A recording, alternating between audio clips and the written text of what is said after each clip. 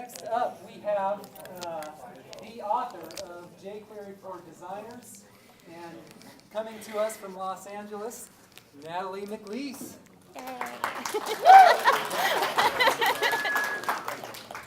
Hi, everybody. So I'm here to talk to you about adding jQuery magic to your WordPress themes. Sometimes, even if you're a front-end developer, you know all about HTML and CSS, but JavaScript seems a little bit scary. So I'm going to talk to you about that today. So, I have the speaker deck is available, speakerdeck.com, Natalie Mac. I'm Natalie Mac on everything except Facebook. Somebody took it. And the themes that I'm going to demo today are available on my GitHub account, which is also Natalie Mac. So a little bit about me. I'm the founder and principal of an interactive and creative agency called Purple Pen Productions. I also wrote the book jQuery for Designers that was published about a year ago. I'm the co-organizer of the Southern California WordPress Meetup group. We're the LA group. We've got about 1,300 members in that group. And then I also founded and organized the jQuery LA users group. So I like jQuery and WordPress. So if you look around the web, you'll see a lot of tutorials for jQuery, jQuery plugins, and inevitably, there's always somebody in the comments who says, can I use this with WordPress? And the answer is, of course you could use this with WordPress. You can use jQuery with WordPress. So what I've realized is people are really asking is, how do I use that with WordPress? People just aren't really sure how to integrate these jQuery plugins and different jQuery tutorials into a WordPress site. So that's what I'm going to talk to you about today. So first, I have to tell you how to use JavaScript in WordPress. And the reason I want to cover this first is because a lot of people do it wrong. So we want to make sure that if you're going to use JavaScript in your WordPress theme, that you're going to include it the right way. So here is a way I see a lot of people include JavaScript in their WordPress theme. So you see I'm in header.php. I've written a script tag, and then I have the path to my JavaScript file. However, this is really fragile. What if somebody changes my theme and changes the name of the theme folder? That JavaScript isn't going to be able to load anymore. What if somebody installed WordPress not in the root of the domain? That's not going to work either. So this is not the way that you want to include JavaScript in a WordPress theme. So let's see if we can fix that. So here's another attempt. This time it's the same file, and I've just included, changed out the SRC, so I've got the dynamic path to my theme folder. And then I'm just saying where in my theme folder that script is. So this seems a lot better, right? I could install WordPress somewhere other than the root of the domain. I could change the name of the theme folder, and that JavaScript file is still going to load. However, this is still not the right way to load a JavaScript file into a WordPress theme.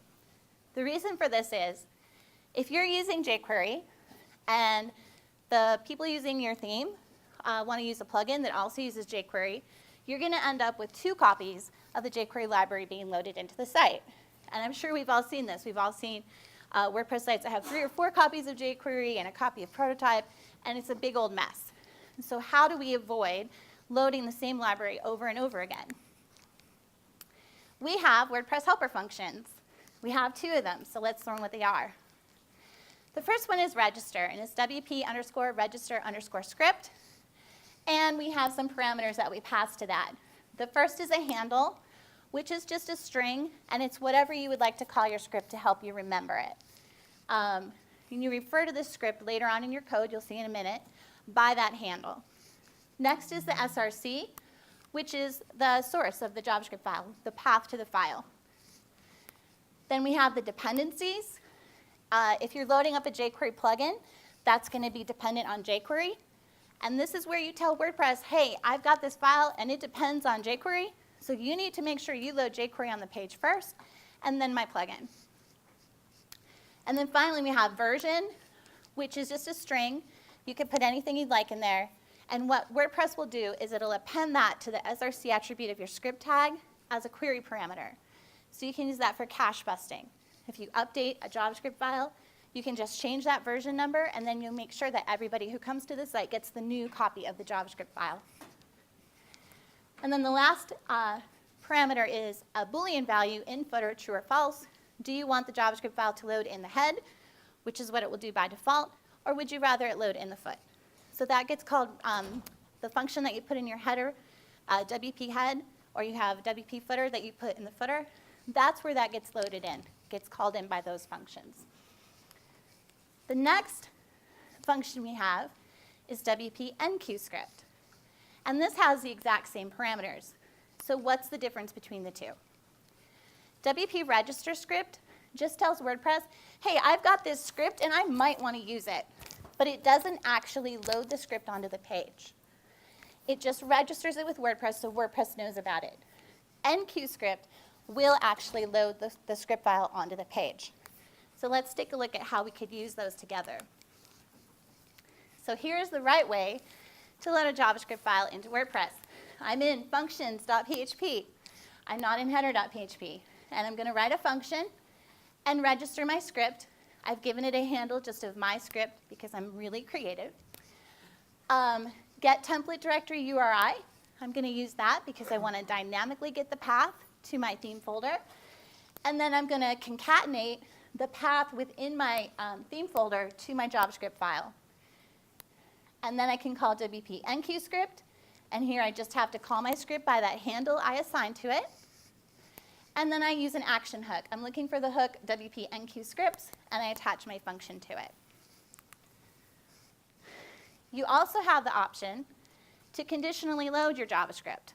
So if you are doing a slider and it's just on the home page of your site, you don't want to load up all these scripts on every page of your site. So the conditional tags that WordPress makes available to you, they work. I could just, around my enqueue script, say if it is home, go ahead and enqueue the script.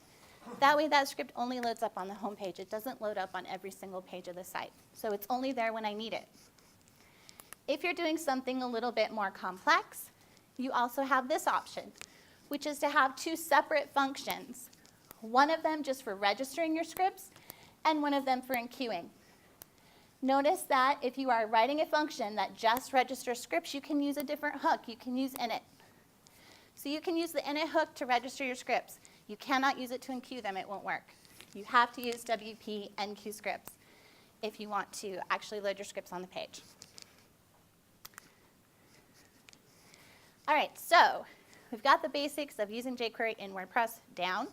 So let's take a look at a few sample plugins and JavaScript techniques and figure out how we can get those working in a WordPress theme. So the first one I'm going to take a look at is this plugin. It's relatively new, called Basic jQuery Slider. And just like it says, it's a really basic little slider. If I go into the basic slider, which is the website for that is just basic-slider.com, is the homepage for that plugin. It gives me the steps. I need some HTML, I need some styles, and I need some JavaScript. So let's step through that and figure out how we'll incorporate that into a WordPress theme. So first it tells me I need this markup. I need a div with some kind of ID so that I can grab it, so I can easily select that with jQuery. And then I'm going to put an unordered list inside of it. And you notice that inside those list items, I can put any content I want. So this slider is really flexible. It could be used for images, it could be used for text, it could be used for video, it could be used for any combination of those things. So it's a really flexible slider. So I need this markup. So how do I get that in WordPress? I'm going to do some kind of a query. However I've set up my slides. Maybe I set up a custom post type. Maybe it's a gallery. There's some way that I have selected the post or custom post types that I want to work with. And then I'm just going to use the loop. So I'm going to say, if there are any posts that resulted from that query, go ahead and write that div that needs to wrap and the UL that wraps the whole thing. The div, by the way, is really important. I wasted like a half an hour trying to get this slider working on a site because I didn't have the div. It doesn't work without it. And then I say, go start looping through my post. And for each one, I'm going to write out a list item and whatever content I want to go in there. Now, I had limited space on my slides, so I just included the post thumbnail, but you could include anything you wanted.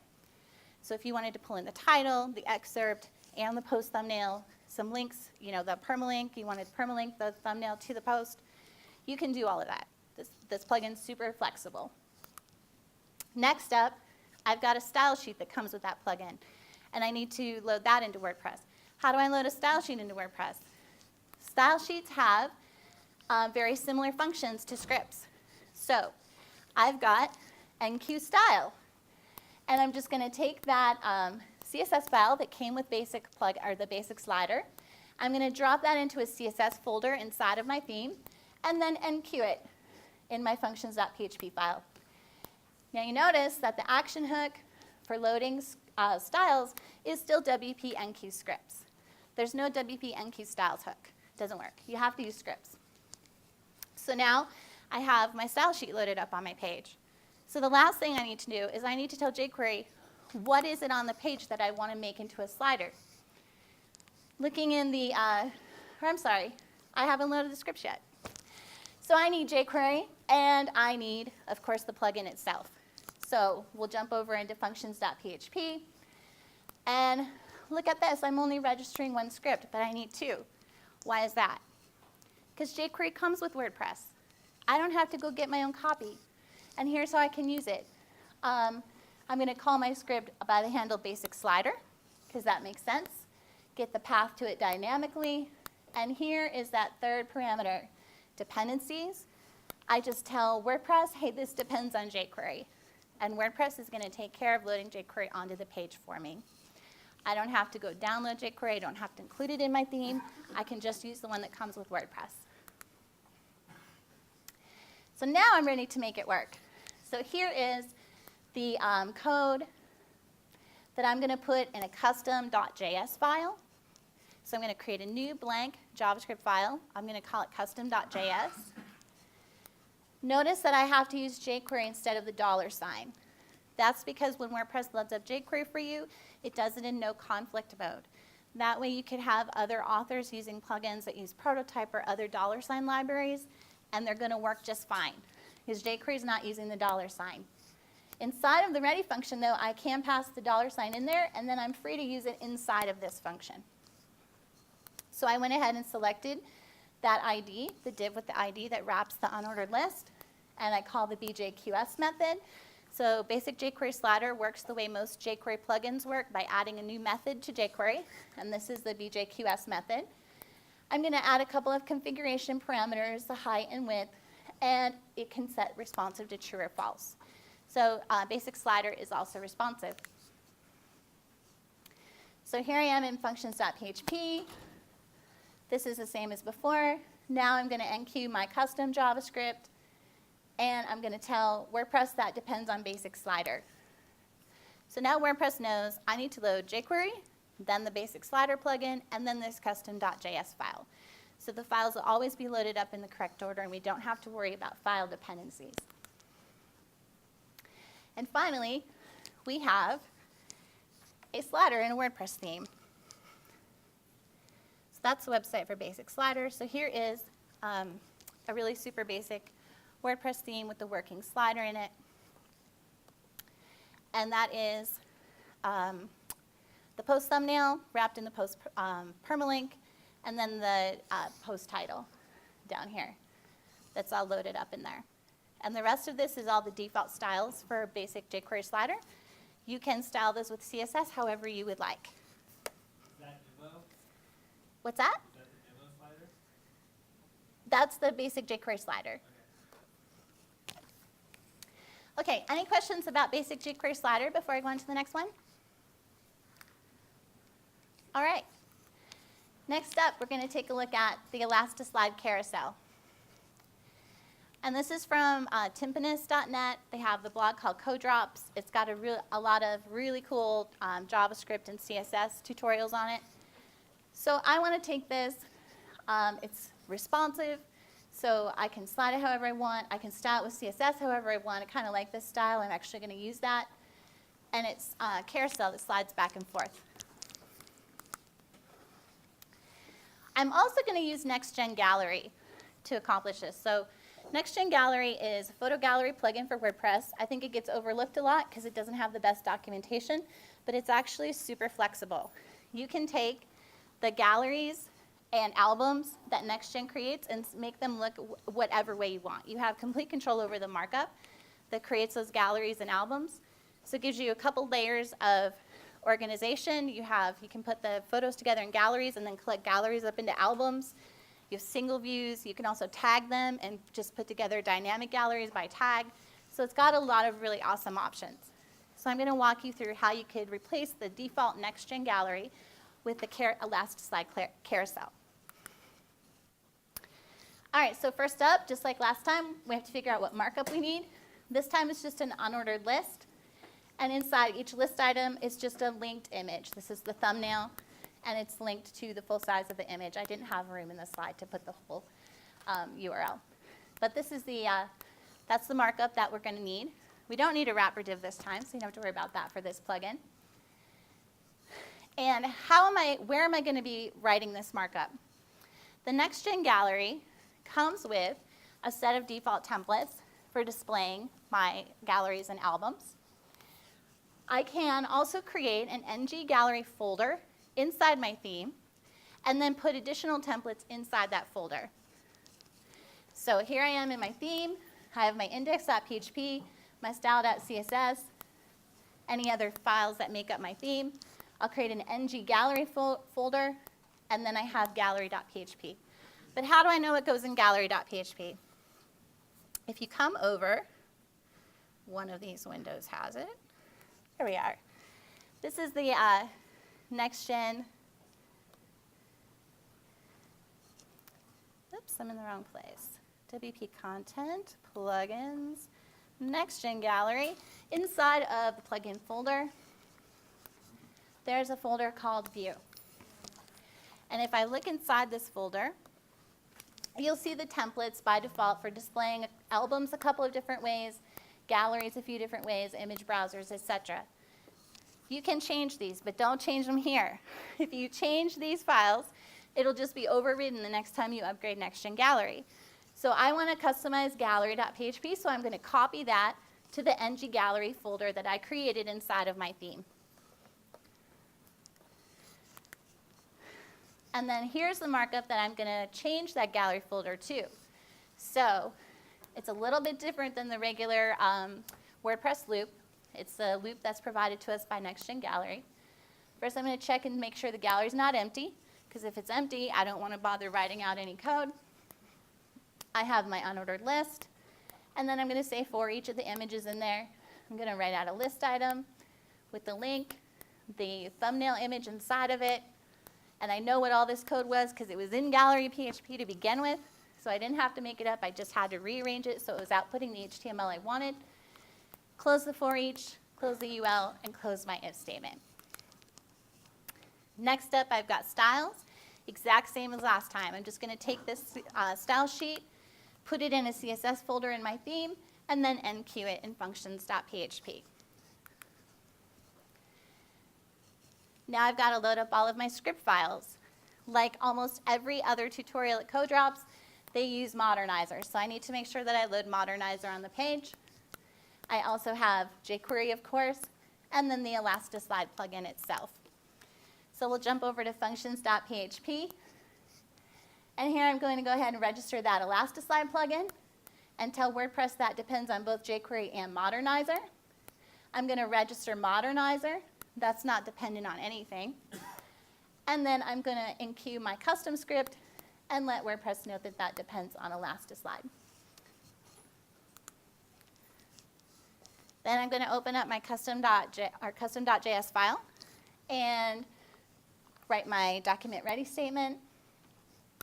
Oh, those tags are not supposed to be in there. Okay, those aren't supposed to be there. You'll see why those showed up in a little bit. And I select my carousel and call the Elasticslide method. And then what I end up with is anytime I go into the WordPress admin and insert the Elasticslide carousel, next-gen gallery into one of my posts, it's going to look just like that. So I've got that set up over here for us too. And there it is.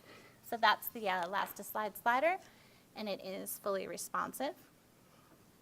So it'll work in any size screen. Any questions about that plugin? Thank you. All right. So the next plugin I want to talk about is Superfish dropdowns. And this is a plugin that I end up using on almost every WordPress site that I work on, and I'll demo to you why that is. So, most WordPress themes come with, this is just 2012, come with these CSS-only drop-down menus, right? These menus have a couple of usability problems. Number one, if I'm just moving my mouse across the page, trying to get from one page or one place to another, those submenus are popping up at me when I don't want them. The next thing is, they just kind of appear. There's no real, they're either there or they're not. There's no animation or anything like that to them. And then probably the worst offender is when I've got a situation like this, right, and I need to get from news to support, and I have to very carefully, of course, move my mouse across here and then down, right? Because if you move even one pixel outside of there, it's gone, right? We've all had this frustration. I'm sure I'm not the only one. So Superfish fixes all those issues. And here's how you're going to go ahead and use it. I actually do not need any markup or CSS this time, because the only thing that Superfish needs is a working CSS-only drop-down menu. And we've already got that. We've already got that in our theme. So now in this case, what I'm going to do is I'm just going to make a child theme of 2012, and the only thing it's going to do is add this Superfish plugin. So in my style.css, in my child theme, I'm just going to get all the styles from 2012. And then, oh, there's those I tags again. Okay, ignore those.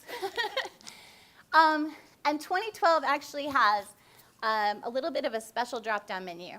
There was a feature of Superfish that wasn't working quite the way you expected, and I troubleshot it and figured out it was because there was a little weirdness with the CSS.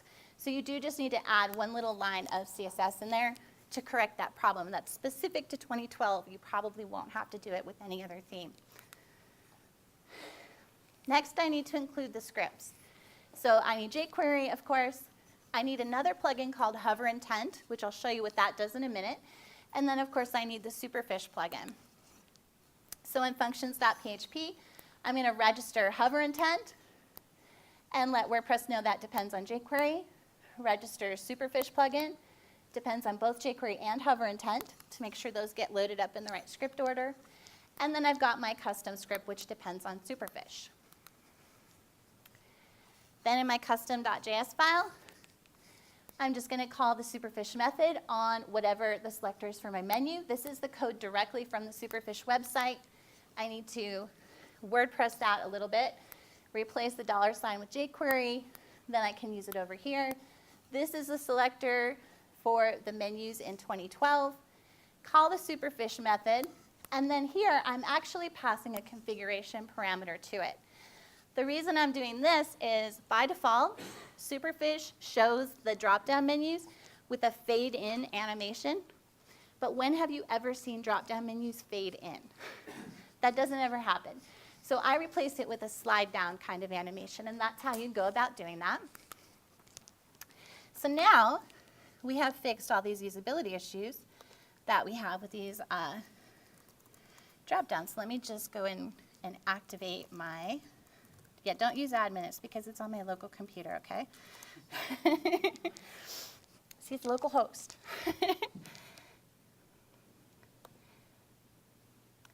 And how awesome is it that I have a Superfish?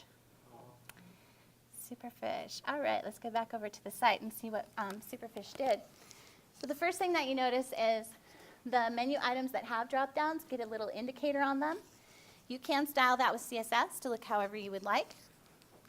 You notice also that there's a nice animation for when I'm hovering over those.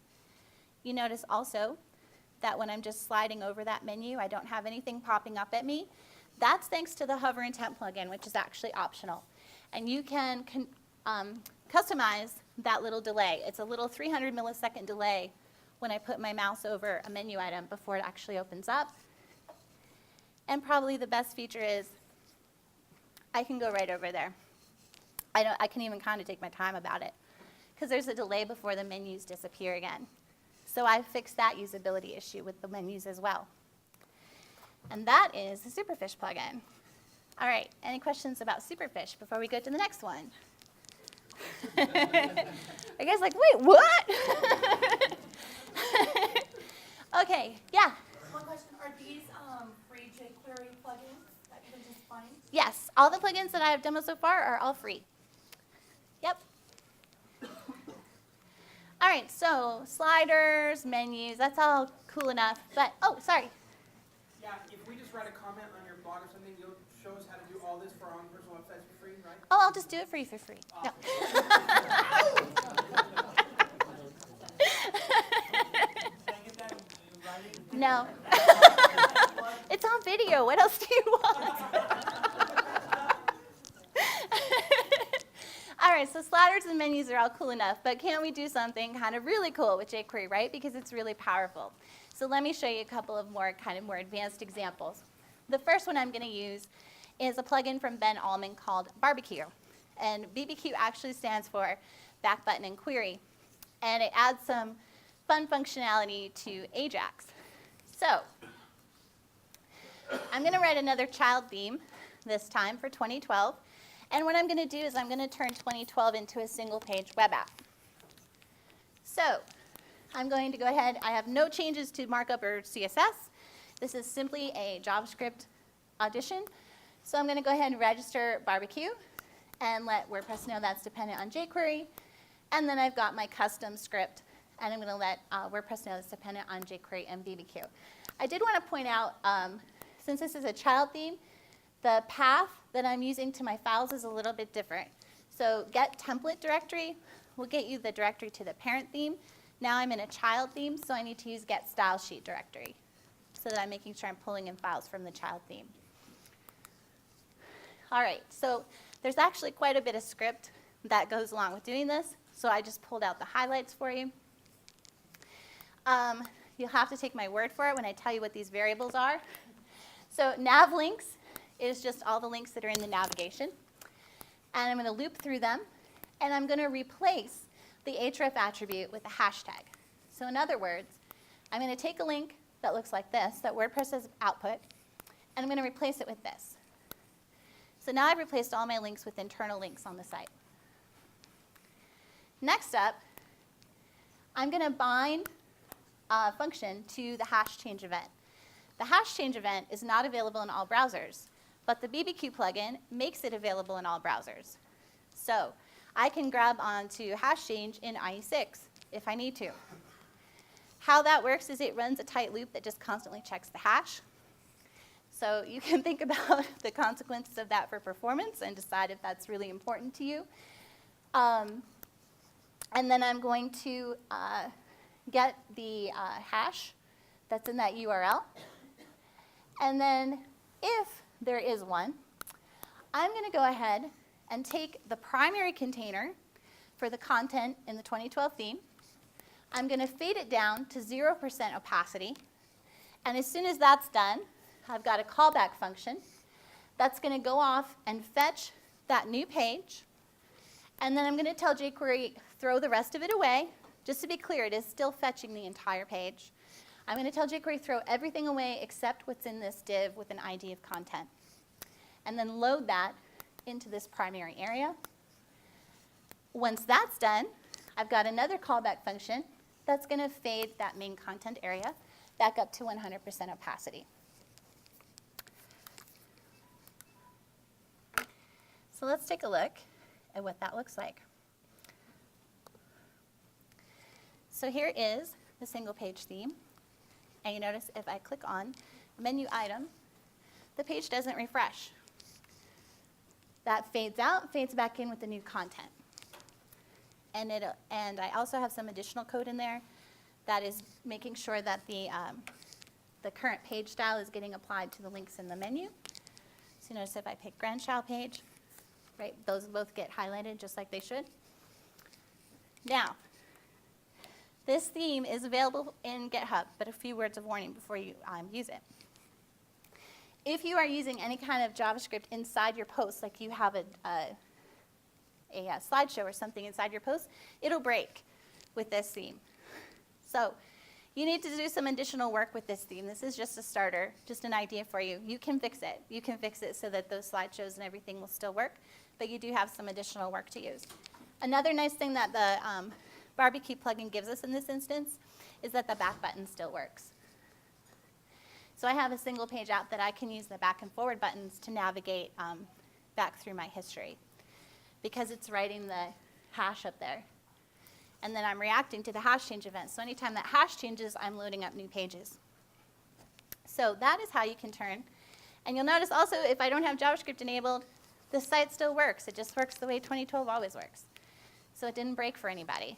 So I think we all know there was like famous blogs that did this, right? The same kind of functionality, and then they were totally broken. If you didn't have JavaScript, you got a blank page.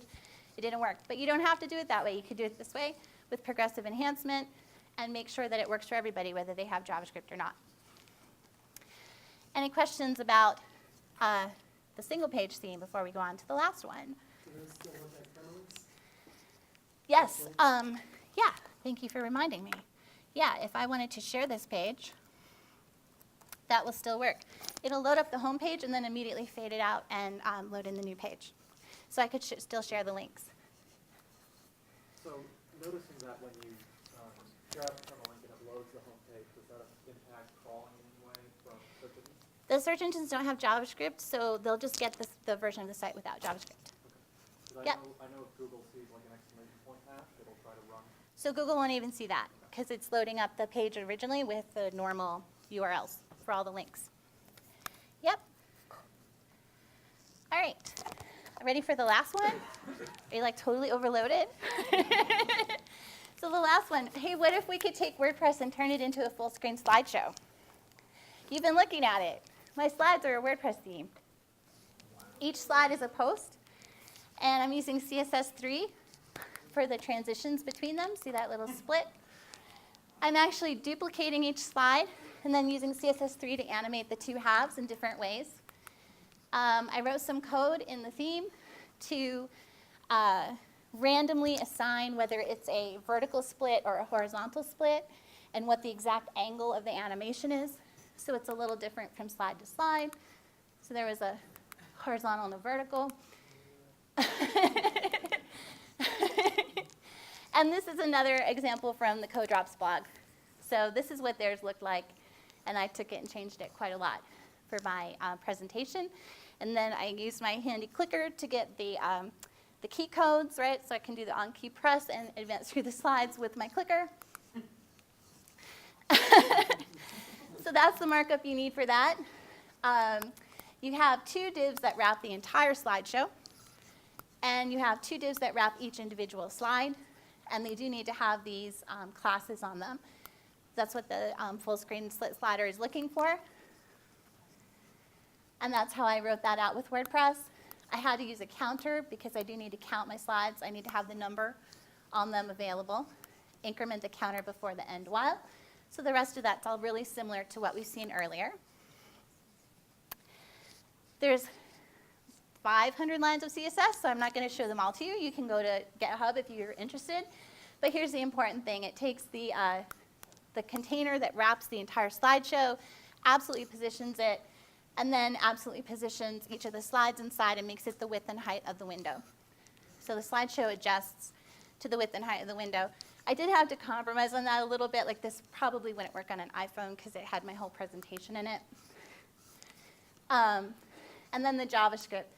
So we need another Ben Allman plugin, which is Baconed, which adds conditionals to the jQuery chain. So in jQuery you can chain a bunch of methods all in a row. This will let you actually chain your if, then, else right in the chain instead of having to break the chain to write those. Either a nightmare or a blessing, depending on how you view that.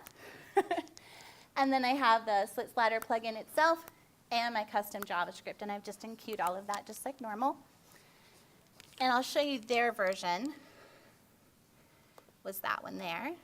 And it doesn't work with my clicker, so I have to use my arrow keys to go through it. So they also did a little CSS3 animation on that animal, which is actually a web font. So it's a really cute web font that's animals, like A is the alligator, and L is the lion, O is the ostrich.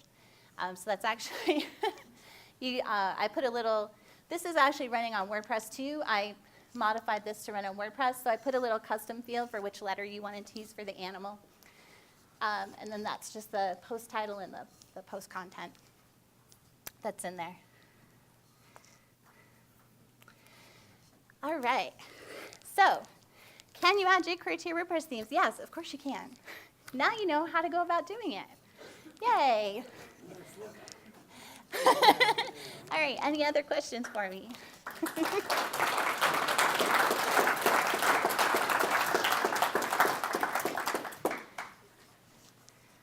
So if Yeah, there I are can questions, show I'm you. either going to bring the microphones for the recording or repeat them. There's the proof that this is a WordPress install. I can log into it. Where's it GitHub. posted? GitHub/Natalie Mac. I don't have that many things in there, so it won't be hard to find.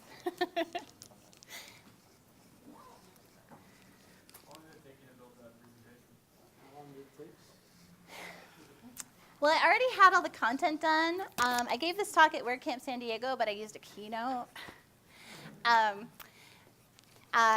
And then I got the idea, like, at the end of that, like, oh, God, wouldn't it be cool if the whole presentation was actually WordPress? So I already have the content. I'd say it probably took me 5 or 6 hours to get that all in there and working. You've got dedicated students. I had to play around with a lot of stuff, like displaying the code. That's why those italics tags are in there, because where I had pasted code in and it was italic, WordPress tried to wrap it for me. Yeah. Each slide, is that a custom post type? No, it's just a post. It's just a regular post? Yep, it's just a regular post. Oops, it's admin because I'm on local. I totally know your password now. Hey, do you want to know the password? It's password. It's so those are actually posts, and I hacked this a little bit so that the posts all show up on one page and they're in order from one instead of reverse order. So they're all in there. And then I used post formats to make them a little bit different. Like if it was just an image slide, there's a little bit different padding and margins and stuff. So that's how that got put together.